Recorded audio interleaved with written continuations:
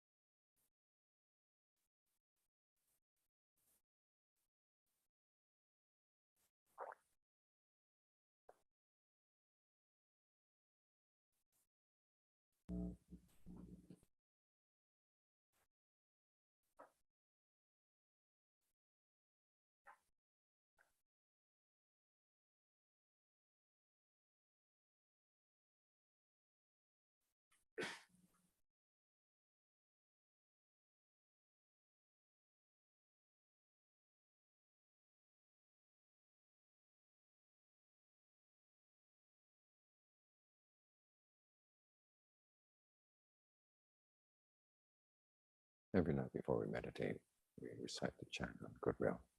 Goodwill for ourselves, goodwill for all beings. It's good to reflect on that. I read someplace that Ajaan would spread thoughts of goodwill every day, 3 times a day. In the morning when he first woke up, in the afternoon when he woke up from his afternoon nap, and in the evening before he went to bed. It provided the framework for his practice.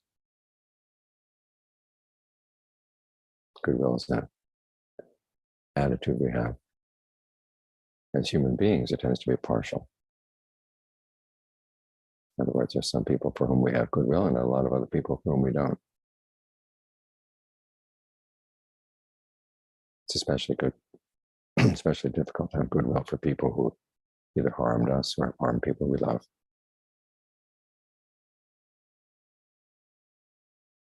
But in this practice, the Buddha says you want to make your goodwill universal, unlimited, measureless. That's when it becomes a Brahma Vihara, an attitude of a Brahma. Brahmas are the highest levels of devas. They live in a world of very refined pleasure or equanimity. And they do that because they've developed these attitudes. Goodwill for all, compassion for all, empathetic joy for all, equanimity for all when it's necessary. But because our goodwill is partial, we have to work to make it universal. That's why the Buddha said it's a form of mindfulness that you have to be determined on. In other words, you have to keep it in mind all the time. It's not going to be there to tap in wherever you want it. And to keep reminding yourself that you have to generate thoughts of goodwill. And the determination is necessary because there are a lot of difficulties. We live in a world where a lot of people seem to be behaving in such a way that they want to repel your goodwill or deny your goodwill. But you have to be determined that you're going to have goodwill even for them.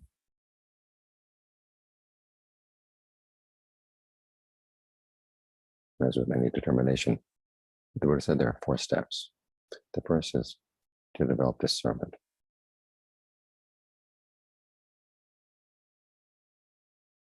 Here, the discernment has to do with why you're going to develop goodwill for all. Because your actions are going to shape your life. And if your actions are based on ill will for anybody, they're going to be unskillful. And then you're going to have to live with the results of those unskillful actions. For the sake of your own happiness, you have to have goodwill for everybody. So it's not the case we have goodwill for everybody because they deserve it, or because we're all one, which you sometimes hear. It's because we live dependent on our actions. We want to do everything we can to make sure that we don't act in ways that are unskillful. That changes the equation. But you never think about other people deserving your goodwill or not deserving your goodwill. But when ask yourself, do you deserve goodwill? Do you deserve to be giving it? And you say, of course. There's no question about that.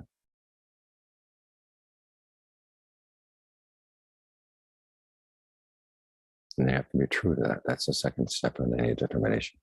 You have to look at the way you live your life. Are you living your life in a way that is conducive to the happiness of others and your own happiness? The true happiness of others and your own true happiness.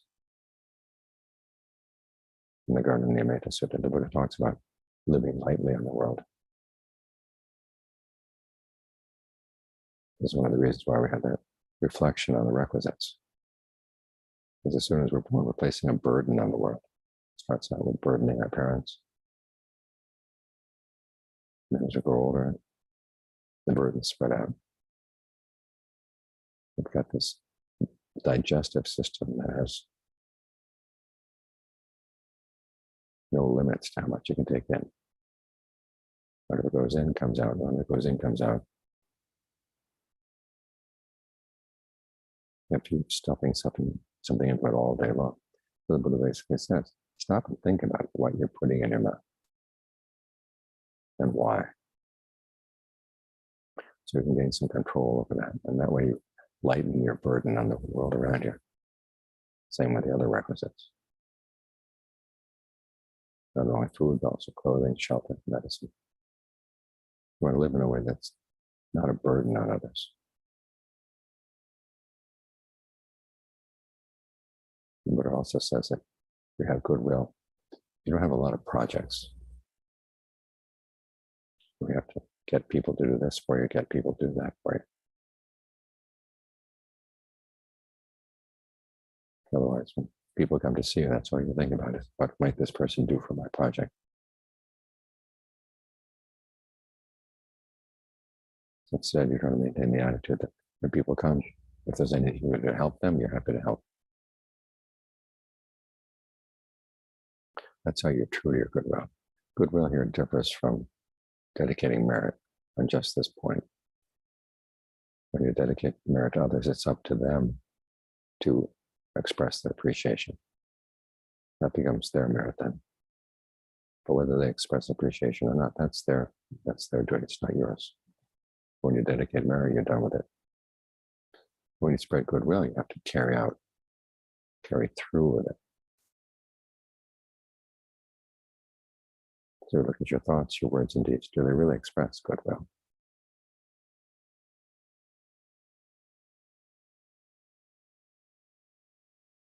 Then you give it as a gift. That's the third aspect of a good determination, is that you're willing to relinquish things. The term there is jaga, which can mean relinquishment, and also mean generosity. In this case, you give your goodwill to everybody, no matter what their behavior.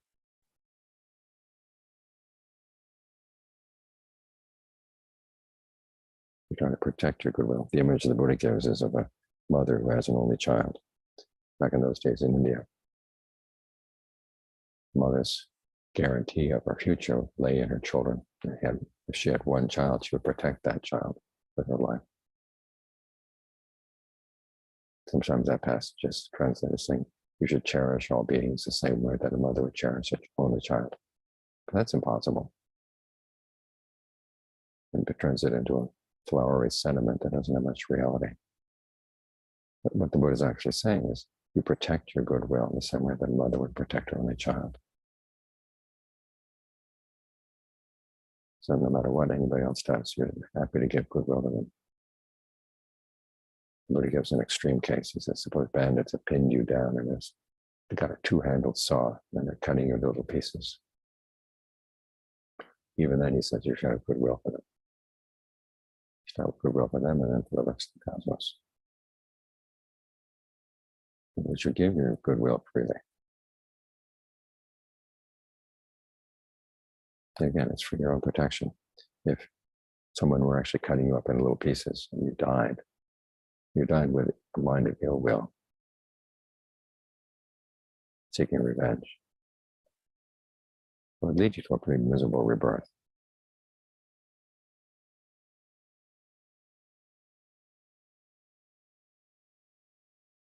And so for the sake of your own happiness, yeah, you give your goodwill freely. And the environment is calm. And then you go determination. If it's a really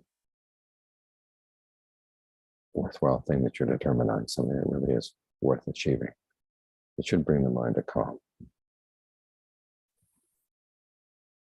And if you don't succeed, it should bring your mind to calm as well.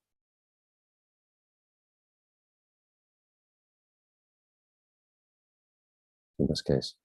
the Buddha says you should back up your goodwill with equanimity.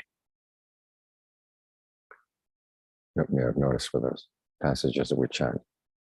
the chant for goodwill is, may all beings be happy. The chant for compassion, which is basically goodwill extended to people who are suffering. May they be freed from this stress and pain. The chant for empathetic joy, which is goodwill extended to people who are happy. May they not be deprived of their happiness and their good fortune. It's all may. When you get to equanimity, though, it's all beings are the owners of their actions. It's a statement of fact. But you stop and think about it. How are beings going to be happy? This gets back to using your discernment. They're not going to be happy simply because you wish them well. As the Buddha said, if wishes were enough to make people happy, who in the world would be miserable?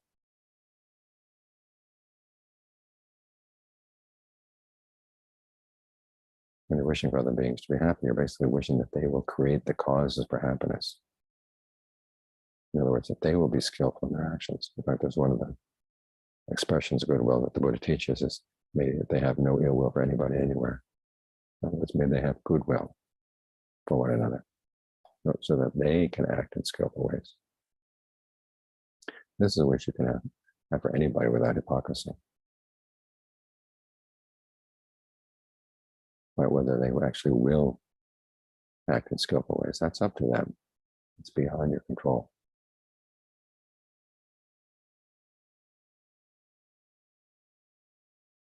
So equanimity there is to remind you that you may have goodwill for all beings, but it's not necessarily the case that they won't be happy.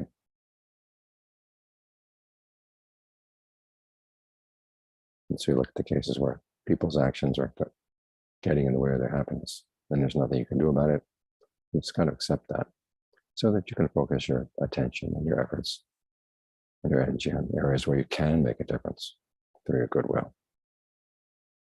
So the equanimity is there, not as in blanket indifference,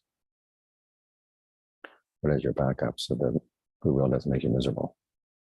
And John Fung once made that comment: if you don't have the equanimity of strong concentration, even a skillful mind state like goodwill can cause suffering.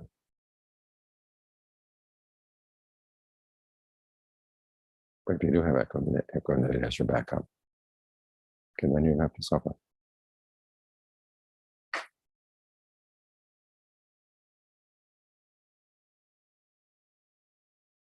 So these are some of the ways in which you get determined on goodwill.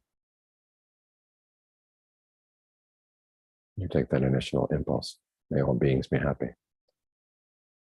and you can carry it through.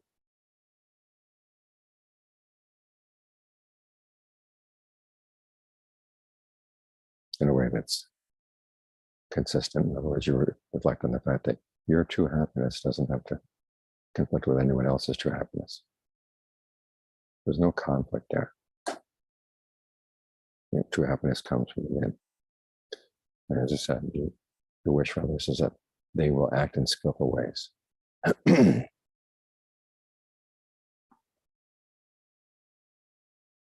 there's no hypocrisy. If there's someone who has been behaving in unskillful ways, you're not saying, well, may you continue acting in unskillful ways and be happy at the same time. That's not what you're saying. May you see the error of your ways and change willingly.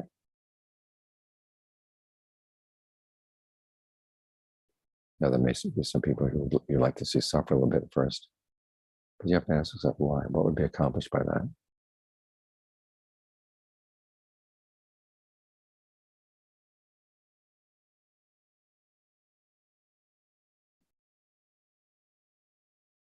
Even if you feel justice would be served by their suffering,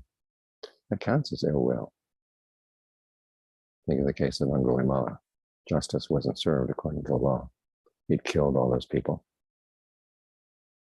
And then he had a major change of heart on meeting the Buddha, and ended up becoming an arahant.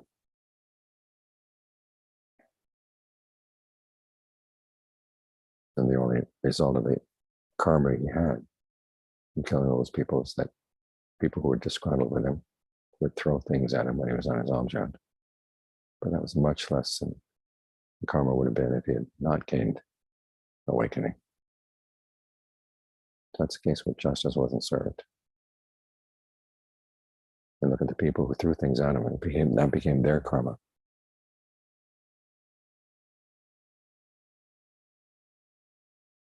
So if you see yourself having any thoughts at all that someone should suffer, no matter how just it might seem, remind yourself that's an expression of ill will.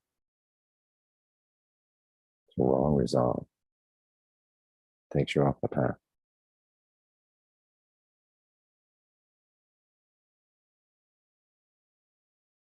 So for the sake of your true happiness and for the sake of everyone else's, we're going to develop goodwill for all. And whatever effort is required as you determine on this, to keep this in mind at all times. It's all effort well spent.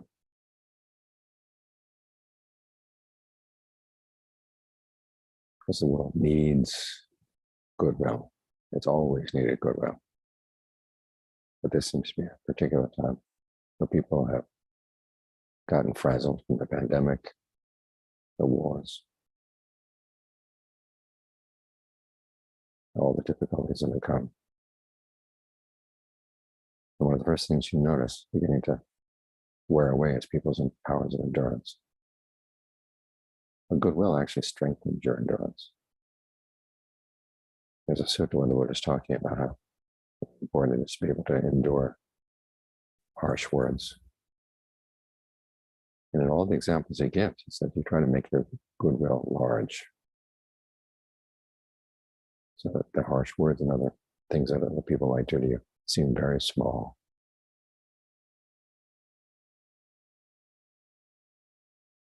Your goodwill is as large as the earth, and as solid as the earth, as broad and cool as the river Ganges.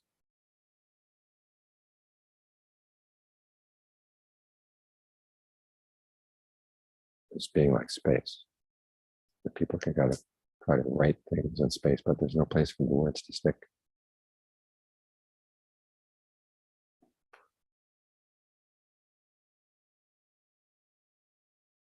Want your goodwill to be that spacious, that large. But see it as being that spacious, that large. So it's good. Strengthen your powers of endurance.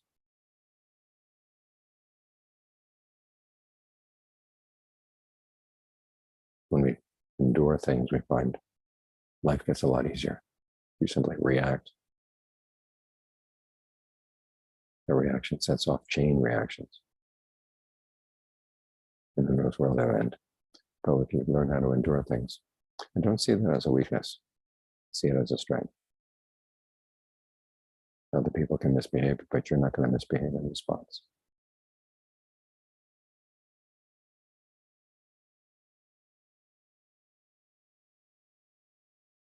And as the Buddha said, when you do that, you're actually showing goodwill for yourself and for the other person. So think of goodwill and endurance as going together.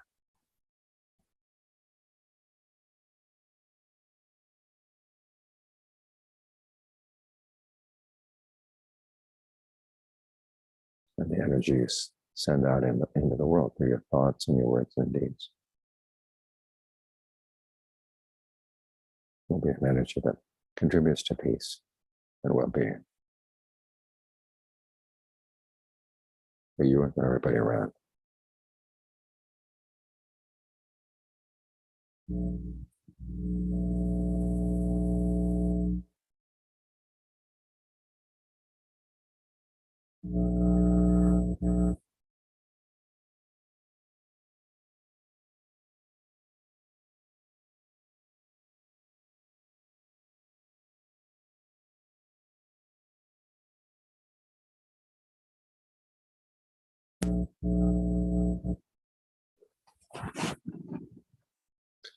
ทุกวันก่อนที่จะภาวนาครูบาอาจารย์ก็พาให้แผ่เมตตาให้สรรพสัตว์ทั้งหลายเขาเล่ากันว่าสมัยหลวงปู่มั่นยังมีชีวิตอยู่จะแผ่เมตตาวันละ3 ครั้งเช้าตื่นขึ้นมาก็แผ่เมตตาตื่นขึ้นมาหลังจากที่พักกลางวัน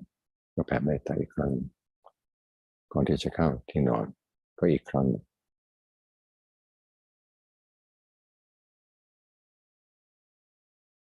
เป็นหลักในการปฏิบัติของเราเพราะที่เรามาปฏิบัติเพื่ออะไรเพื่อจะแสวงหาความสุขที่ไม่เปลี่ยนใครเพราะฉะนั้นต้องระลึกถึงว่าการกระทำของเราต้องอยู่ในกรอบอันนี้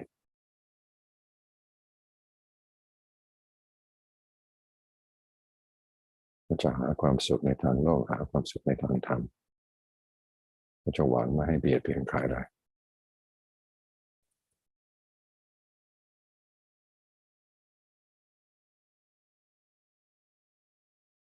ที่นี้เมตตาเป็นจิตใจธรรมดาของมนุษย์มันลำเอียงถ้าเราเมตตาบางคนแต่บางคนก็ไม่เมตตาได้เกิดพยาบาทบ้างอะไรบ้างเพราะก็เคยทำเราและเคยทำคนที่เรารักจะแผ่เมตตาก็ยากแต่ว่าท่านบอกว่าถ้าใจการกระทำของเราเป็นที่ไว้วางใจได้ก็เรียกว่าปลอดภัยกับตัวเอง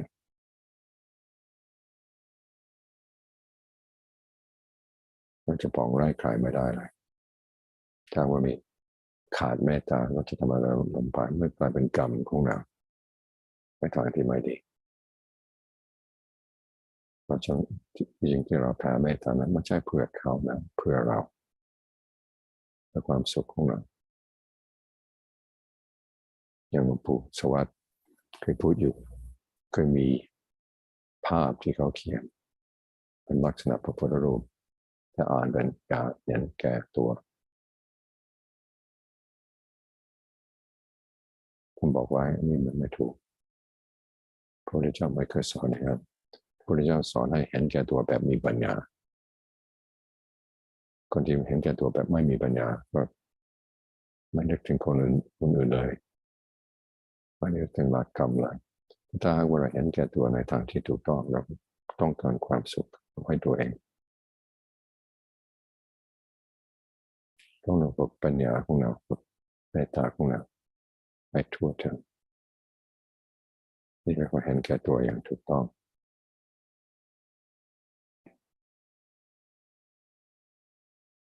เพราะฉะนั้นเวลาจะแผ่เมตตาให้ใครเราก็จะคิดว่าคนนี้ไม่สมควรที่จะรับเมตตาของเราคิดแบบนั้นไม่ได้เลยเขาจะสมควรหรือไม่สมควรเราก็ให้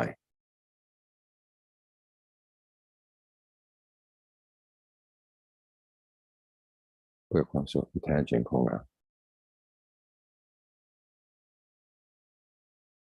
นี่เรียกว่าเรายกระดับจิตใจของเราจากมนุษย์มาเป็นพรหมที่ท่านเรียกว่าเป็นพรหมวิหารพระพวกพรหมทั้งหลายเนี่ยอาศัยเมตตาให้ไม่มีประมาณกรุณาความเอ็นดูไม่มีประมาณมุทิตาความยินดีในความสุขของผู้อื่นไม่มีประมาณอุเบกขาไม่มีประมาณเขาจึงจะเป็นพรหมได้ถ้าเขาลำเอียงอย่างมนุษย์เราก็ตกมาเป็นมนุษย์นี่ถ้าว่าเราทำเมตตาของเราให้กว้าง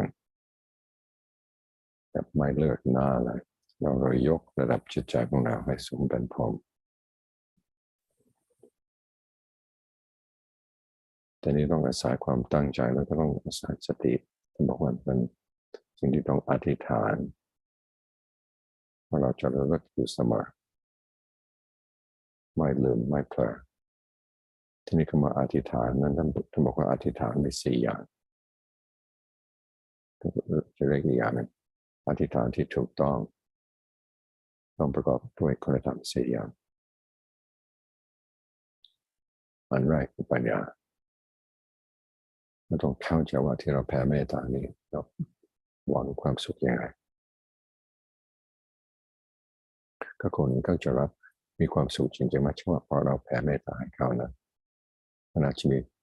ความรู้สึกบ้างเคยเห็นมีอยู่ครั้งก็มีลูกศิษย์คนหนึ่งกำลังทุกข์อยู่ในวันหนึ่งอาจจะสวดมนต์เสร็จแล้วก็แผ่เมตตาให้เขาวันรุ่งเช้าเข้ามาถึงวัดเขาถามว่าเมื่อคืนท่านมาแผ่เมตตาให้ฉันไหมก็จริงเขารับอย่างนี้ก็มีแต่ว่าที่เขาจะให้เขามีความสุขจริงๆก็ต้องอาศัยการกระทำของเขาเป็นหลักเขาต้องสร้างกุศลกรรมขึ้นมาเขาจึงจะมีความสุขเพราะฉะนั้นเวลาเราตะกี้ในใจขอให้สรรพสัตว์ทั้งหลายมีความสุขความหมายก็ขอให้สรรพสัตว์ทั้งหลายประกอบแต่กุศลธรรมอย่างเดียว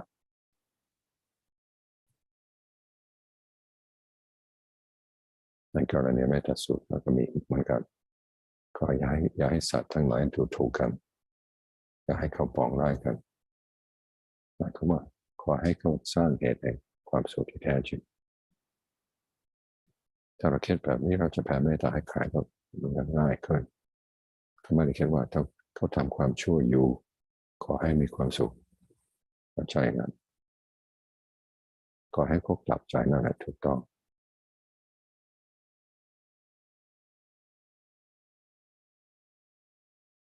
แล้วเราเองก็ต้องรู้จักประกอบด้วยต้องสร้างให้มีความสุขภายในเราสร้างยังไงถ้าบอกว่ามีสังขาร3 อย่างคือ1ลมหายใจของเรา2วิตกวิจารในจิตใจของเราที่พูดกันง่ายๆที่เราพูดกับตัวเองที่3สัญญากับเวทนา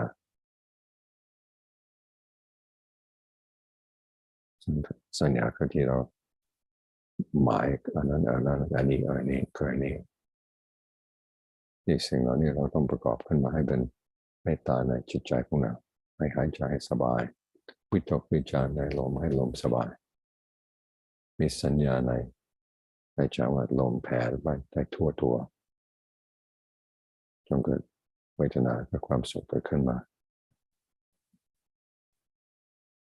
นี่ถ้าเราประกอบจิตใจของเราแบบนี้ได้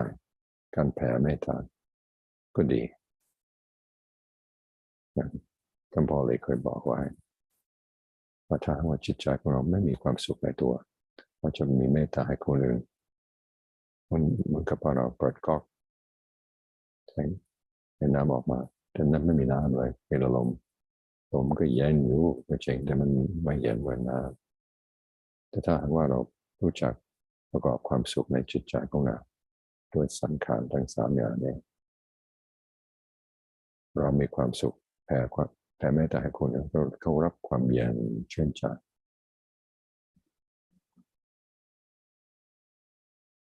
นี่อธิษฐานธรรมข้อแรกคือปัญญาหมายว่าเข้าใจในหลักเหตุผลเข้าใจหลักของกรรมเอามาผสมกับเมตตาของเราก็เป็นเมตตาที่มีปัญญาข้อที่2คือความจริงคือสัจจะชีวิตความเป็นอยู่ของเราก็ต้องอย่าเปลี่ยนเปลี่ยนใครท่านจึงให้มีการพิจารณาปัจจัยต่อที่บริโภคอาหารการกินผ้านุ่งผ้าห่มที่อยู่ที่อาศัยยาบำบัดโรค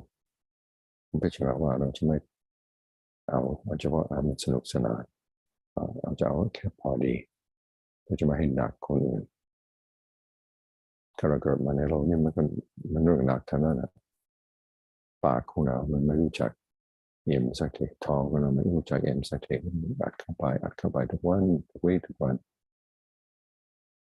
เราไม่เคยเอ็มสักทีเพราะฉะนั้นเราเลือกทั้งมาเราเกิดมาให้มันหนักแผ่นดินเปล่าๆอันไหนที่พอจะให้มันเบาได้เราก็พยายามให้มันเบาความเป็นอยู่ของเราจะไม่หนักที่คนอื่นไม่เปลี่ยนคนอื่นนี่ความจริงขณะไหนว่าเราบอกว่าเราเมตตาเขาจะทางว่าการกระทำของเราความเป็นอยู่ของเราเปลี่ยนเขาจะเรียกว่าเมตตาจริงก็ไม่ได้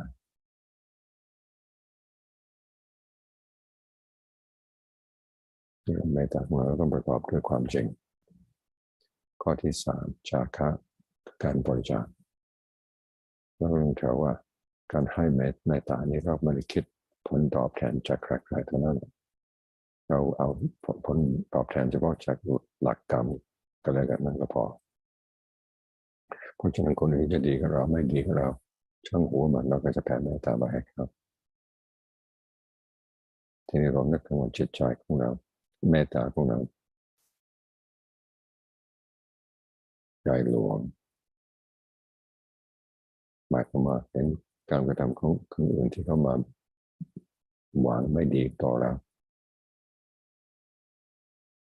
เป็นเล็กกว่าเมตตาของเราบอกว่าเอาเมตตาของเราให้มาเทียบเหมือนกับโลกทั้งโลกแผ่นดินทั้งแผ่นดินที่นี่จะมีคนมา เอาจอบเอาเสียมมาก็จะไม่ให้แผ่นดินหมดจากแผ่นดินขุดบ้างอะไรบ้างปูนน้ำลายบ้างเยี่ยวบ้างแต่เขาไม่สำเร็จเพราะแผ่นดินมันใหญ่กว่าเขาถึงหลายเท่าที่ลองดูครับเมตตาของเรามันใหญ่อย่างนั้น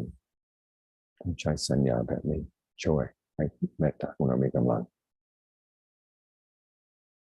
ไม่ว่าใครจะทำอะไรเราก็รักษาของเราไว้ถ้าบอกเทียบเหมือนกับว่า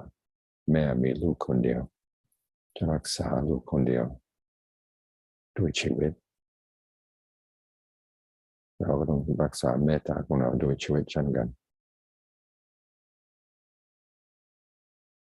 ถึงแม้ว่าจะตายก็ยังรักษาถ้าบอกว่าเหมือนกับว่ามีโจรมาจับเราเอาเลื่อยมาจะตัดเราเป็นชิ้นๆไปถ้าว่าเราปองร้ายให้พวกโจรนั้นถ้าบอกว่าเราไม่ทำตามคำสอนของพระพุทธเจ้ามาดูเราเองก็จะแย่แค่ดูสิถ้าเราตายในขณะนั้นใจของเราประกอบด้วยพยาบาทก็ต้องตก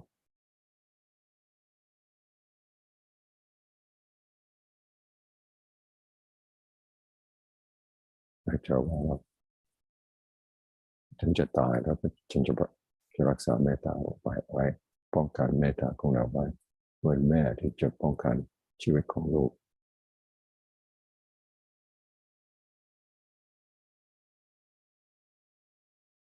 ที่จะบอกว่าถ้าว่าคิดอย่างนี้ได้คนหนึ่งช่วยด่าเราจะว่าเราดำธรรมดา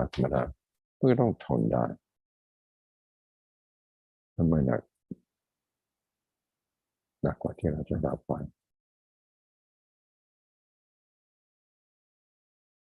เพราะฉะนั้นเราบริจาคเมตตาเหมือนกับว่าเราจะแจกคนทั่วโลกในการแจกเมตตาของเราแบบนี้มันไม่เหมือนแจกสัพเพวัตถุแจกวัตถุก็แจกไปแจกหมดไปแต่นี่เราแจกเมตตาของเรามันไม่จำเป็นที่จะหมดเราจะผลิตเมื่อไรก็ได้มันเราผลิตธนบัตรถ้าธนบัตรนั้นเราผลิตมากราคาของเงินเราจะลดน้อยลงแต่ถ้าหากว่าเราแผ่เมตตามันไม่มีลดราคายิ่งกว้างยิ่งใหญ่ทั้งที่เหมือนกับว่าเรามีเทียนอยู่ในมือที่นี่เราจุดเทียนให้คนอื่นเขา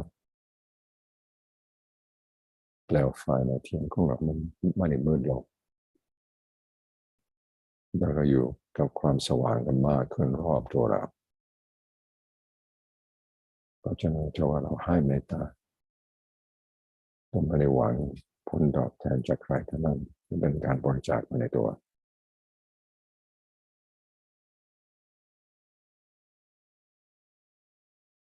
ข้อที่สี่อุปสมะคือความสงบก็เมื่อเราแผ่เมตตาหวังให้สรรพสัตว์ทั้งหลายทั่วโลกจะมีความสุขที่นี่สรรพสัตว์ทั้งหลายในโลกจะมีความสุขจริงไหมก็ก็ไม่เคยเห็นมีสุขบ้างไม่สุขบ้างมันธรรมดาของโลกเพราะอะไรเพราะกรรมของเขามันดีบ้างไม่ดีบ้างในเมื่อความสุขของเขาขึ้นอยู่กับกรรมของเขาเราบังคับเขาไม่ได้บางคนเราอาจจะบังคับได้หรือชักจูงได้แต่หลายคนที่เราทำอะไรไม่ได้เลยตรงนี้แหละที่จะต้องวางอุเบกขาเพื่อจะให้ใจสงบได้อย่างที่พ่อเพื่อนเคยบอกไว้ถ้าเราไม่มีฌานจนเกิดอุเบกขาขึ้นมาได้เมตตาซึ่งเป็นกุศลธรรมก็เป็นเหตุแห่งทุกข์ได้ในเมื่อเราหวังให้เขามีความสุขแต่เขาไม่ทำมันเป็นไปไม่ได้เพราะอาจจะเป็นเพราะกรรมเก่าก็ได้เพราะฉะนั้นแผ่เมตตาต้องมีอุเบกขาด้วยเพื่อใจของเราสงบได้ยังสังเกตดูว่าเราแผ่เมตตาขอให้สัตว์ทั้งหลาย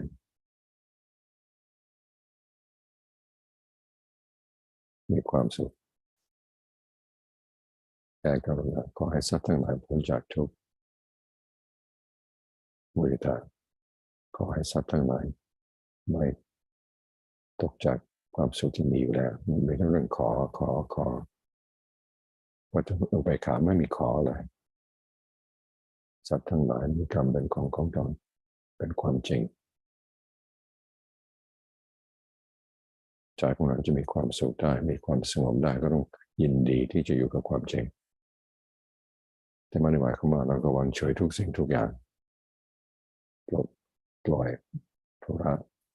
จะหมายความว่าสิ่งที่เราแก้ไขไม่ได้เราก็วางเฉยสิ่งที่แก้ไขได้เราก็ยังทำอยู่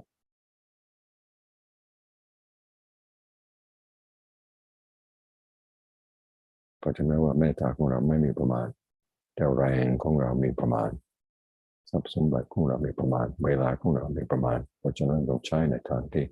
จะได้ผลดีที่สุดสิ่งที่ช่วยไม่ได้แล้วก็วางเฉยให้ใจของเราสงบได้ นี่เมตตามีความสงบเพราะฉะนั้นเมื่อเราอธิษฐานเมตตาของเราให้เป็นพรหมวิหารจริงๆให้นึกถึงคุณธรรมสี่ข้อนี้ที่เราประกอบด้วยการอธิษฐานทุกครั้งก็ปัญญาสัจจะจาคะอุปสมบทและความสงบเราทำอย่างนี้ได้เมตตาของเราก็จะได้มั่นคงขึ้นมากว้างขวางขึ้นมาป้องกันเราได้จากอกุศลธรรมทั้งหลายและสัตว์ทั้งหลายก็พลอยรับความดีจากเราไปด้วย